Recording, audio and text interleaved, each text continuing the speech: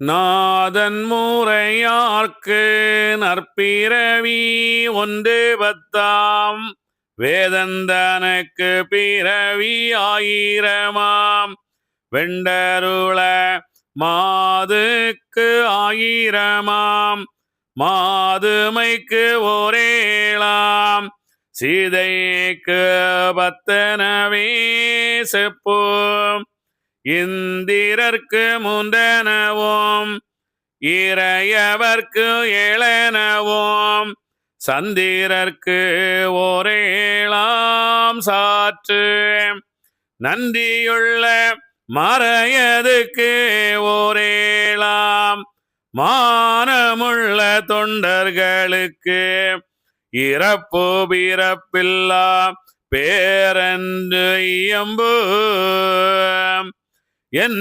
எந்திவைகளெல்லாம் இப்படியே வந்ததென்று ஒன்றியுள்ள சித்தாதி ஓதினான் பண்டையுள்ள தாவடத்தை மேவிடத்தி கோவிடத்திலோமிடத்தி நாவிடத்தி பூண்டாடினார் தன்னாலே முளைத்த சர்க்கணையேன் தான் வாங்கி பின்னாலே ஓர்கனை வீரி பின்னாலே பூரம் கணையதினால் பெரும்புவி எல்லாம் தோன்றி சீரோ கலிவயதால் சென்றதோ வானத்தளவில் வளர்ந்த கம்பம் தன்னருளால் சேனை சேகம் படைத்த செல்வமோ மானத்த மாகலியனேதுவினால் வாழ்விழந்து உலகமும் போக தருணம் வந்து பூட்டினதை போது நல்லாறு சாஸ்திரமும் நாலு மறை வேதமதும் பொல்லாக்கலியினால் பொய்ச்சூடி பொல்லா பொடிய கலியோடும் பொந்தியடி வேறறவே இடியத்தான் வந்தொத்ததென்று பக்கம் 15 பார்மேடம் 12 வக்கணைக்கோள் 9 அங்கி அக்கி கொண்டு அழிந்த கலியோ அடலமாந்து அழிந்திடவே கழிந்த நகலாறு 6 வந்து சுற்றுதோ மாந்திர தந்திரத்தை வைத்திய வாகடத்தை சூழ்ந்திருந்த அச்சரத்தை சோதித்து ஏந்திருந்த இலகு கலியோடி முறையெல்லாம் ஒடுக்கி களவருக்க சோதியொன்று காணுதோ ஐயமீட்டுண்ண அரும்பாவியாவரையும் பொய்யரையோ வெட்டி வெளியாக்கி மெய்யிழந்து நையோ கலியோடு அனலாவி கொண்டரிக்க வெய்யன் போல் சோதியொன்று மேவுதோ பக்தி சோதித்தேன் பல நாளும் காத்திருந்த வித்தகனை வந்து வேண்டார் மேல் வீடிழந்து செத்திறந்து தீனரக சீழ்கோட்டிலே அடைக்க கொத்தி அழுத்த புழுக்கள் கொஞ்சுதோ பாங்கலிய நேதுவினால் பண்டுண்டு செய்ததெல்லாம் மூங்கி கலியதனுள் மூடி மூச்சு விட்டு ஓங்குவது ஓங்கி உறங்குவது தான் உறங்கி முங்கி குளிப்பது நாள் முற்றுதோ லெச்சை கட்ட பாவி என்று வந்தான் அன்று முதல் நற்சடலங்கள் நல்வகையாய் நாடிழந்து நாணமுற்று பட்சு முதல் மாமிருகம் பால் நரிகை கற்றாவும் அச்சமற்று வாழ்வுவி என்றாகுதோ பொல்லா துயரங்கள் கொண்ட பேச்செடிகள் தான் ஒளிந்து கல்லாத புல்லர் கருவொளிந்து நல்லோராய் சாகாமல் நாளும் நகரந்தானதுக்குள் சொல்லொன்றாளாள சோதி ஒன்று சோணுதோ தானுமால் வேதன் தற்பொருளாய் முப்பொருளும் ஆணுவமாய் ஒன்றில் அடங்குதோ அஞ்செழுத்தும் ஆனா அரியெழுத்தும் ஆங்கார மூன்றெழுத்தும் ஓம் நமோ என்றதுக்குள் ஒடுங்குதோ ஆகாத்த வஸ்துவெல்லாம் அழித்து நரகிலிட்டு வாகாய் குழி மூட வந்ததோ சாகாத சனங்கள் பல வஸ்துவையும் தருமபதி ராஜ்யத்தில் இனங்களொன்றாயாள ராசா ஒன்றாகுதோ பொன்னூத்து தன்னூற்று புறவிதன்னால் விளையூற்று முன்னூற்று யோசனையில்லா சுழி பன்னூற்று பாலூற்று மேலூற்று சேலூற்று வாலூற்று மாலூற்று மாவதியுமாகுதோ செப்போத்த பொன்னும் சிவமேடை சிங்காசனமும் 32 ஓங்குதோ ஒப்பற்ற ஊர்தரவும் ஒன்றதுக்குள் ஓர் யோசனை தெருக்கள் சீர்வதினாயிரத்தன் சேருதோ தெருக்கள் 10,000 செந்திருமாள் வாழ்வதிக்குள் குருக்கள் என்று விஞ்சை ஒன்று கூறுதலோ மறுக்கள் மாறாமல் வாழ்வதிக்கு மனம் கொடுத்து நிற்பதல்லால் வேறார்களும் பறிக்க வேண்டுமோ பொறுமை பதியில் பொன்வாசல் ஒன்றதிலே தருமமணி ஒன்று தாங்குதோ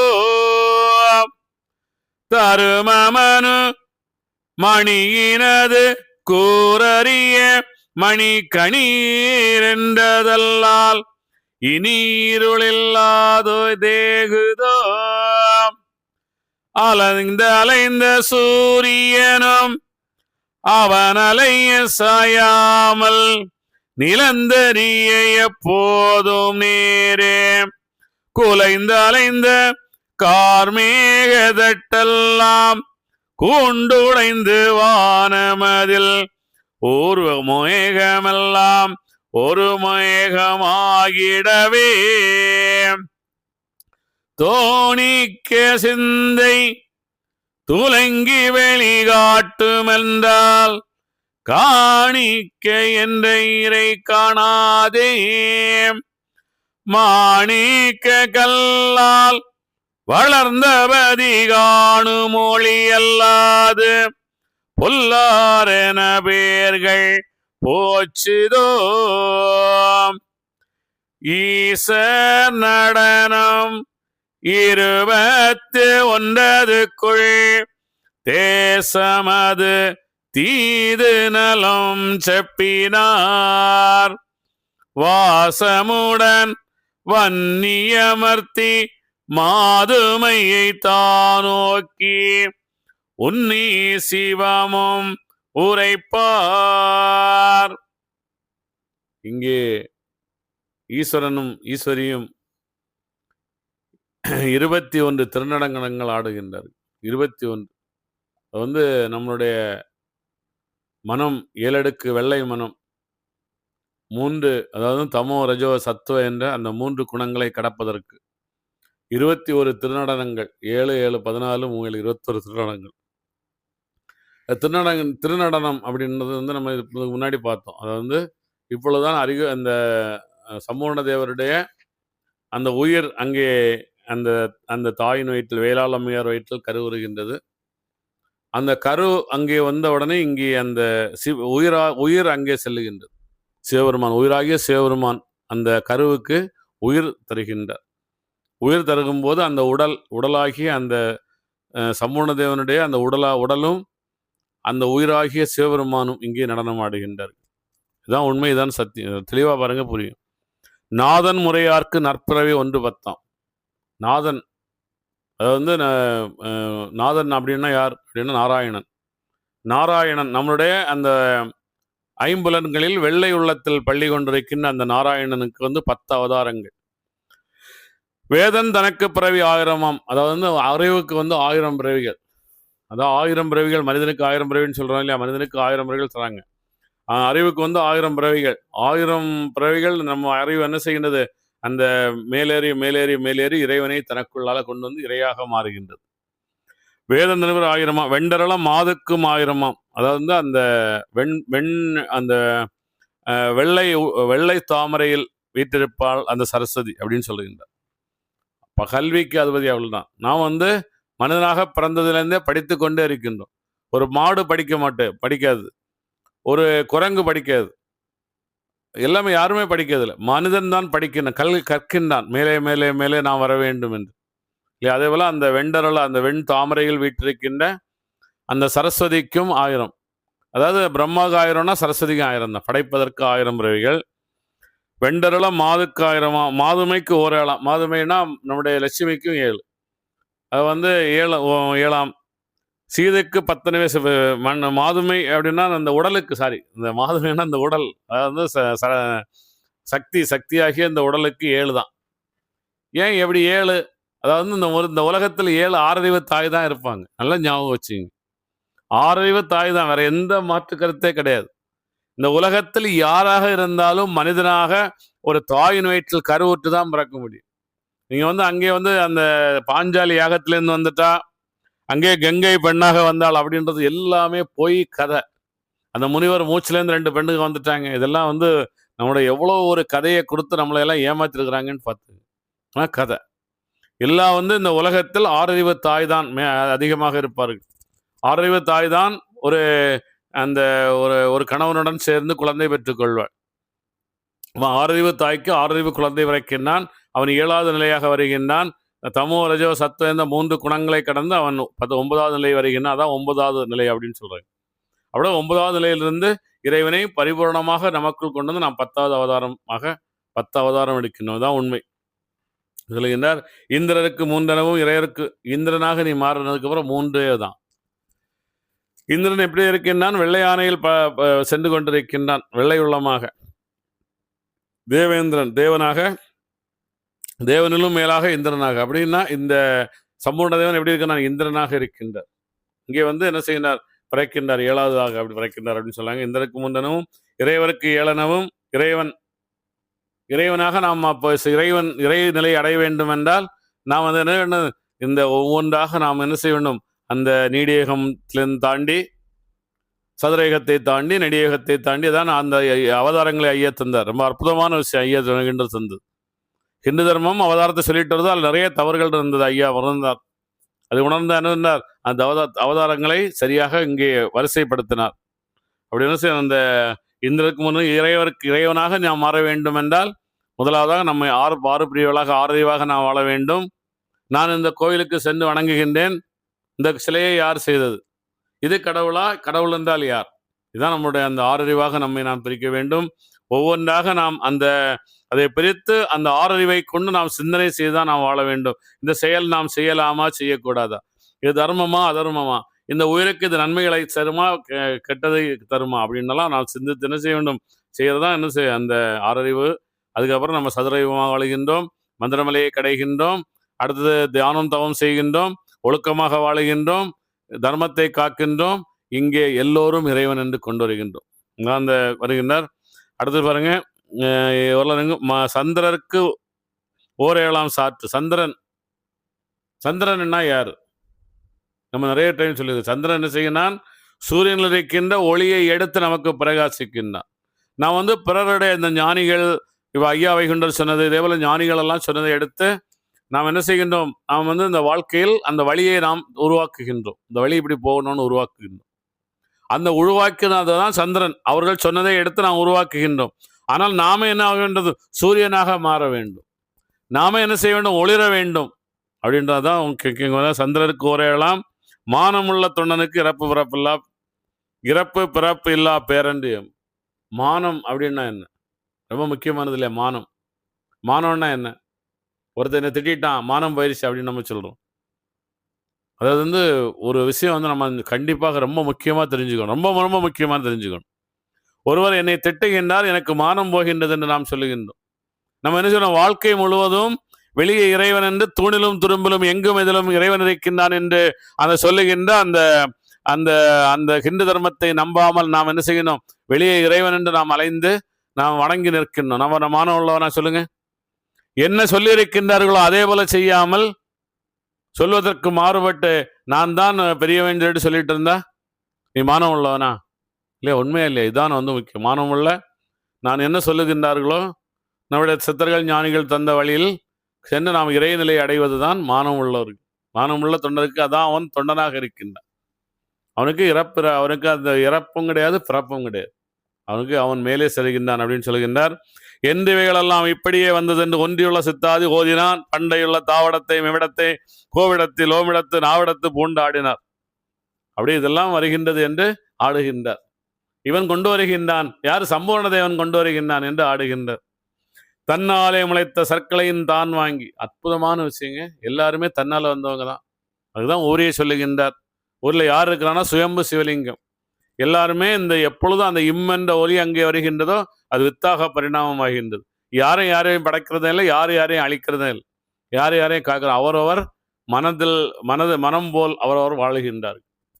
அவர்களுக்கு அந்த தர்மம் அதர்மம் என்பதே எப்பொழுது தெரிகின்றது என்றால் அவர்கள் அந்த எண்ணமில்லாத நிலை செல்லும் போது தர்மத்தையும் அதர்மத்தையும் பிரித்து செய்கின்ற அந்த நிலை அவர்களுக்கு வருகின்றது.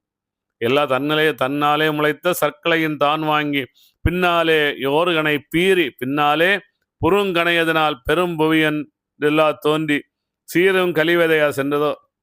அற்புதமா சொல்லுகின்றார். என்ன சொல்லுகின்றார் என்றால், பின்னாலே ஓர்கனை பீறி பின்னாலே பூருங்கணையதனால் பெரும் புவி எல்லாம் தோன்றி. அதாவது அங்கே என்ன செய்கின்றது, அந்த வித்தாக நாம் வருவதற்கு முன்னாடி நாம் புல்லாக பூண்டாக இருக்கின்றோம். அதுக்கப்புறம் நமக்கு அந்த எண்ணம், அந்த எப்பொழுதும் ஆதி நாராயணன் என்ற அந்த வித்து அங்கே உள்ளாலே அந்த எண்ணம் வரைகின்றதோ அதில் நாம் வித்தாக பரிணாமம் பீரி அந்த வித்து அந்த இது பீரி என்ன செய்யணும், ஆதி நாராயணன் அங்கே வருகின்ற. அதுக்கப்புறம் நம்ம என்ன செய்யணும், ஊரும் கணையதனால் பெரும் புவி, அது பெரிய இந்த புவி, அது அந்த உலகத்தில் அந்த உயர் உருவாகி ஒவ்வொன்றாக அந்த 33 கோடி தேவனாக 48 கோடி ரிஷிகளாக இந்த உலகத்தில் பிறந்து என்ன வாழ்ந்து என்ன செய்வது, மனிதனாக வருகின்றது. சீரும் கலை அதுக்கு மனிதனாக வந்து எல்லாம் மறந்துக்கிறது அந்த கலி வயதாக வருகின்றது. கலிதான் கடைசி நிலை வருகின்றது. வானத்தளவில் வளர்ந்த கம்பன் தன்னலால் சேனை சகம்படைத்த செல்வமோ. அவன் இறைநிலை அடைகின்ற அந்த வானம், அதாவது அந்த எல்லையற்ற இறைவனாக தன்னை பரிணமிக்கின்ற அந்த தன்னுடைய அருளால், அவனுடைய அருளால் தான், வேற யாரும் அந்த அருள் தர முடியாது. தன் அருளால் அவனே என்ன செய்யினான், அந்த இந்த எங்கும் நிறைந்த இறைவன் எனக்குள்ளால் இருக்கின்றான் என்று எல்லாம் எங்க ஏகத்தை இங்கு அவனுக்குள்ளாலே அவன் படைக்கின்றான். படைத்து என்ன செய்யினால், வானத்தளவு வளர்ந்த கம்பம் தன்னருளால் சேனை சிறகம் படைத்த செல்வமோ. அந்த செல்வம் தான் இந்த நிலைய அந்த உலகத்துல. இந்த செல்வத்தை எல்லாம் நாம் விட்டு செல்ல வேண்டும் அல்லவா? இந்த சேனை செல்வம் எல்லாம் நமக்கு அவசியமா? இதெல்லாம் இந்த நமக்கு வாழ்க்கைக்கு அவசியமில்லை. நாம் இந்த உடலை இந்த உலகத்தில் விட்டுத்தான் செல்வோம் என்ற எண்ணம் கொண்டு மானத்த மாகலிய நேதுனால் வாழ்ந்திருந்த இவ் உகமும் போக தருணம் வந்து பூட்டினது போது. அது வந்து கலி அந்த இது எனக்கு வந்து செல்வம் இது சேனை செல்வம் தான் என்னுடைய வாழ்க்கை என்று அந்த கலியெல்லாம் வந்து அதெல்லாம் வந்து இதெல்லாம் அவசியமில்லை என்று போக தருணம் பூட்டினது அப்போது அது எல்லாம் போனதுக்கப்புறம் அதுக்கப்புறம் தான் நல்லாறு சாஸ்திரம் வருகின்றது. நல்லாறு சாஸ்திரமும் 4 மறை வேதம் 4 வேதங்கள் வருகின்றது. பொல்லால் கலி அதுக்கப்புறமா என்ன செய்யுது? பொல்லா கலியினால் பொய்ச்சோடி பொல்லா பொடிய கலியோடும் பொன்னடிய வேறாரைய இடியத்தான் வந்தது. அதாவது வந்து ஒரு ஒரு முக்கியமான விஷயம் என்னன்னா, இறைவனே நாம் படைத்து விட்டோம், தியானம் செய்து விட்டோம், தவம் செய்து விட்டோம்.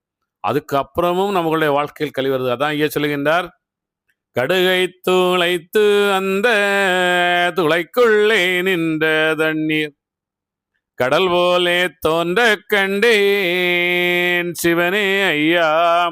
அற்புதமான விஷயங்க. நான் வந்து இந்த விஷயத்துக்கு தான் வந்து போர்வெல் கீழே இருந்து அந்த போரை போட்டு தண்ணி எடுத்து மேலே மக்கள் பார்க்குறாங்க, வயலும் அதாவது இன்னும் அதுக்கு இன்னொரு ரெண்டு லைனும் இதுதான் சொல்லுவாங்க. எல்லாம் இல்லவே இல்லை. நான் வந்து இறைவன் நிலை அடைந்து விட்டேன். நான் வந்து இறைவனை எனக்குள்ளாலே படைத்து விட்டேன், தியானம் செய்து விட்டேன், தவம் செய்து விட்டேன். இனி நான் வாழுகின்ற காலத்தில் ஏதாவது ஒரு தவறு செய்தால் அதுக்கு நான் எத்தனை பிறவிகள் எடுக்க வேண்டுமோ இந்த உலகத்தில், இல்லை உண்மை இல்லை? அதானே அதான் சொல்லுகின்றார். என்ன சொல்லுகின்றார் என்றால், நல்லாறு சாஸ்திரமும் எல்லாமே நல்லா சாஸ்திரம். நான் வந்து 6ஆக என்னை பிரித்து விட்டேன், வேதங்கள் படி வாழ்ந்து விட்டேன், மந்திரமலையை கடைந்து விட்டேன். நான் வந்து கடவுள் நிலை தியானம் தவம் செய்து நான் கடவுள் நிலை வந்து விட்டேன். இறைவனை போல் ஒரு சின்ன கலியை நான் வந்து விட்டேன். நான் மட்டும்தான் கடவுள் என்று நான் நினைத்து விட்டால், கண்ணவரான் கூட நான் தான் கடவுள் என்று சொல்லுகின்றார். ஆனால் தர்மத்தின்படி வாழுகின்றார். அதனால அவன் அங்கே தர்மத்தின்படி வாழவில்லை. இறைவன் சொல்லுகின்றார், நல்லா பொன்றியடி வரவே இடியத்தான் வந்தது என்று பக்கம் 15 பார்வையிடம் 12 அக்கனைக்கோள் 9 அங்கி அக்கி கொண்டு அழிந்த கலியோட வந்து அழிந்திடவே சுத்தகலன் 6 வந்து சுற்றுதோ. அதனுடைய வாழ்க்கைக்கு இந்த இந்த இந்த பக்கம் 15 பார்வையிடம் இதெல்லாம் இந்த ராசி நட்சத்திரம் உண்மையில்லை. இதெல்லாம் தான் நமக்கு வாழ்க்கையா? இதெல்லாம் நமக்கு வாழ்க்கையா? உண்மையா இல்லையா? இதெல்லாம் அழிந்தனகின்றது. இதெல்லாம் நமக்கு அவசியமே இல்லை. நாம் பிறந்தோம், நாம் செல்லக்கூடிய இடம் என்றால் பரபிரம்மம் என்ற நிலைதான். இதுக்கு நமக்கு வந்து அங்கே வந்து அந்த 9 கோள்கள் தான் நமக்கு அருள் புரிகின்றார்கள். இல்லை வந்து சந்திரனும் சூரியன் தான் நமக்கு அருள் புரிகின்றார்கள்.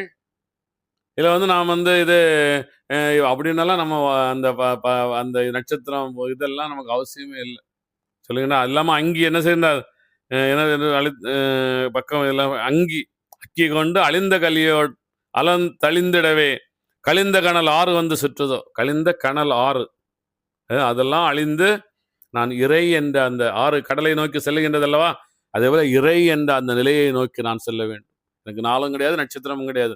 நாளை காலையில் விடியறது சூரியன் உதிக்கிறான் அப்படின்னு சொல்றான். சூரியன் உதிக்கிறானா? சூரியன் எங்கே உதிக்கிறான்? நான் அடிக்கடி கேட்கிற நிறைய பேர்ட்ட கேட்கிற கேள்வி, சூரியன் உதிக்கிறானா? எங்கே? அது பூமி தான் சுழலுகின்றது இல்லையா? சூரியன் அங்கே தான் இருக்கிறான், பூமி தான் சுழலுகின்றது. அங்கே இங்கே இருட்டு வெளிச்சம் வந்துட்டே இருக்குது. நாம என்னது, நமக்கும் கெட்டது நல்லது வந்துட்டே இருக்குது. இதான் வந்து உண்மை. இதை சொல்லுகின்றார். அந்த கலைஞர் 6 வந்து சுற்றுதோ. மந்திர தந்திரத்தை வைத்திய வாகடத்தை சூழ்ந்திருந்த அட்சத்தை சோதித்து ஏந்திருந்த இலக கலியோடு இம்முறையெல்லாம் எடுக்கி களவர்த்த சோதி ஒன்று சோர்ந்தது. அற்புதமான விஷயம். மந்திரம் சொல்லி மந்திரமலையை கடைந்து நான் மந்திரம் சொல்லுகின்றேன், அடுத்தது நான் மந்திரம் சொல்வதால் அவனுக்கு கீழே விழுந்துடும். மந்திரவாதி நான் தானே சொன்னேன். நான் வந்து இங்கே வந்து என்னது யாகத்தை போட்டு ஓம் நம்ம அதுன்னு சொல்லிகிட்டே இருக்கிறேன், அவன் இதோட போயிடணும் அப்படி. அதெல்லாம் இல்லவே இல்லை. யாரையும் ஒன்றும் செய்ய வேண்டிய மாந்திரத்தை தந்திரம் பண்ணி அவனையெல்லாம் நான் அடக்கிடலாம். வைத்திய வாகடத்தை இதை பண்ணி அதை பண்ணி நான் அவனை கொண்டு வந்துடலாம். சூழ்ந்திருந்த அச்சரத்தை சோதித்து நான் வந்து சொல்லி கொண்டிருக்கின்ற மந்திரத்தை சோதித்து, அதுதான் ஐயா வைகுண்டர் சொல்லுகின்றார், 2 ஆண்டுகள் அதிகமாக தவமிட்டு நமக்கு 108 மந்திரங்களை தருகின்றார். அது வேற ஒண்ணுமே இல்லை. அந்த மந்திரத்தோட முக்கியமானது இறைவன் எனக்குள், அவ்வளவுதான். அதே நாம் சொல்லிக்கொண்டே இருக்கும்போது நம்மளுக்கு எண்ணங்கள் அடங்குகின்றது. அதுக்குதான் சூழ்ந்திருந்த அச்சரத்தை சோதித்து ஏந்திருந்த இலக கலியோடு இம்முறையெல்லாம் ஒடுக்கி களவறுக்க சோதி ஒன்று காணுதோ. அதெல்லாம் அடக்கி நம்ம என்ன செய்யணும்? அந்த தியானம் எண்ணமில்லாத நிலை சென்று அந்த ஜோதியை நாம் காணுதோ. ஐயமிட்டொன்னா அருந்தாவி ஆர்வ. அற்புதமான வரிங்க. அதாவது ஈஸ்வரன் ஆடுறது நடனம். நீ வந்து நான் இந்த உண்ணுகின்ற இந்த உணவு தர்மமாக வந்ததா அதர்மமாக வந்ததா, இது எல்லோரும் கண்டிப்பாக சிந்தனை பண்ணணும். இன்னைக்கு வந்து நீங்கள் கோயிலெல்லாம் பூசாரிக, அந்த சாமியாருங்க, அந்த அந்த பணிவிடக்காரனுங்க எல்லாம் கண்டிப்பாக சிந்தனை பண்ணணும். கோவில் நடத்த நான் வந்து இன்று உண்ணுகின்ற உணவு, என்னுடைய குழந்தைகளுக்கு நான் தருகின்ற உணவு, இது வந்து நான் தர்மமாக சம்பாதிச்சதா, தர்மத்தால் வந்ததா, தர்மமாக வந்ததா அதர்மமாக வந்ததா என்று ஐயமித்து உண்ணாத அரும்பாவி. அப்படி இல்லாமல் எதை வேணாலும் சாப்பிடலாம், என்னத்தை எல்லாம் என்ன எவனை அடிச்சு வேணாலும் முடிங்கி சாப்பிடலாம் அப்படின்னு வாழ்க்கை ஐயமிட்டு உண்ணாத அரும்பாவி யாவரையும் பொய்யரையும் வெட்டி வெளியாக்கி மெய்யிழந்து நெய்யும் கலியோடு அனலாவி கொண்டரிக்க வெய்யன் போல் சோதி ஒன்று மேவுதோ. எப்பவுமே நம்ம வந்து தினமும் இதை சிந்தனை செய்யணும். நான் இன்று செய்தது ஏதாவது தவறு இருக்கின்றதா, பிற உயிர்களுக்கு ஏதாவது இன்னல் விளைத்திருக்கின்றேனா, ரொம்ப முக்கியமான விஷயம். பக்தி சோதித்தே பல நாளும் காத்திருந்த வித்தகனை வந்து வேண்டார் மேல் வீடிலிருந்து செத்திறந்து தீநரக சீழ்கூட்டில் அடைக்க கொத்தி இழுத்து புழுக்கள் கொஞ்சுதோ. அதாவது நான் பக்தியானவன் அப்படின்னு சொல்றாங்க நிறைய. நான் கடவுளிடம் பக்தி செலுத்துகின்றேன் அப்படின்னு சொல்றாங்க. கடவுள் எங்க இருக்கிறார்? இதை ஒரு நேரமா கேட்கின்றார்களா? ஒரு நேரம் நீங்க என்னை ஆசனமா போட்டு தள்ளுறீங்களே, குண்டூசியை குத்தி அந்த புடவையில குண்டூசியை குத்தி ஆசனமா போட்டு தள்ளுறீங்களே, ஐயா அங்கேயே இருக்கிறார். ஐயா எங்கே இருக்கின்றார்? இந்த உண்மையை உங்களுக்கு ஏன் சொல்ல நீங்க அதை ஏன் அந்த உண்மையை நோக்கி செல்லவில்லை?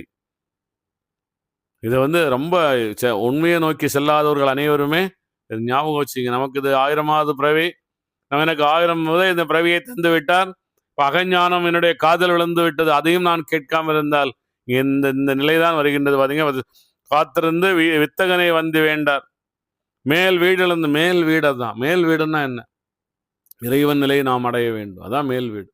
அந்த இறைநிலை அடைகின்ற அந்த வீடை நாம் அடையவில்லை என்றால், அந்த நிலையை நோக்கி நாம் செல்லவில்லை என்றால் நாம் நரகத்துக்கு செல்லுகின்றோம். அங்கே திருவனந்தபுரத்தை ஆண்ட சுவாதி திருநாள் மகாராஜா நம்ம அற்புதமானவன், நம்ம அடிக்கடி சொல்ற விஷயம், போக பின்னாடி பார்ப்போம். ஏன்னா அவன் வந்து அங்கே ரொம்ப பக்திமான், கோவில் கட்டியவன். அவனுடைய 7வது ஜென்மம் பாருங்க. அவன் வந்து அந்த அங்கே அந்த கன்னியாகுமரி மாவட்டத்து ஏரியாவில் மழை இல்லைன்னா அவன் திருவனந்தபுரத்துலேருந்து நடந்து வருவானா. அவன் நடந்து அந்த சுசீந்திரத்தை அடைவதற்கு முன்னாடி மழை பயங்கரமாக கொட்டி ஆற்றுலாம் தண்ணி போகுமா.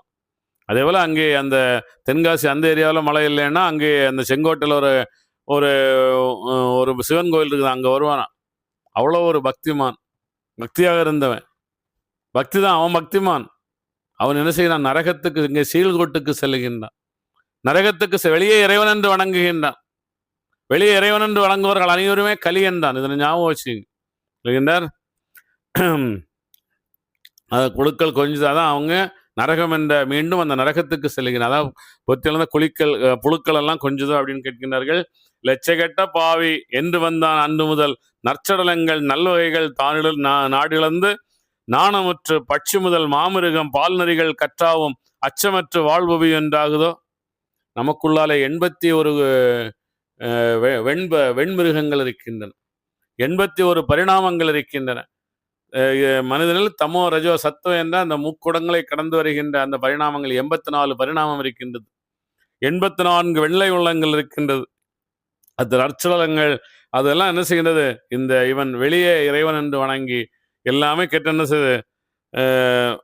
எல்லாருமே 84 பிறவிகள் கடந்து வந்த அத்தனை எண்ணங்களும் அங்கே என்ன செய்யுது? அழிந்து விடுகின்றது. அத்தனை எண்ணங்களும் என்ன செய்கின்றது? அத்தனை அது ஒரு மரம் நினைக்கிறது, இவ்வளவு நாள் நான் மரமாக இருந்தேன், எத்தனை பேருக்கு நிழல் கொடுத்தேன், நான் தான் வந்து இங்கே வந்திருக்கின்றேன் மனிதனாக. இவன் வந்து கெட்டதை படைத்து நாம இவ்வளவு பிறவிகள் நாம் வந்திருக்கின்றோமே, இவன் என்ன கீழே கொண்டு செல்லுகின்றானே, இந்த உயிரை நரகத்துக்கு கொண்டு செல்லுகின்றானே என்று அவைகளெல்லாம் கதறுகின்றது, அழுகின்றது அப்படின்லாம் சொல்லுகிறாங்க.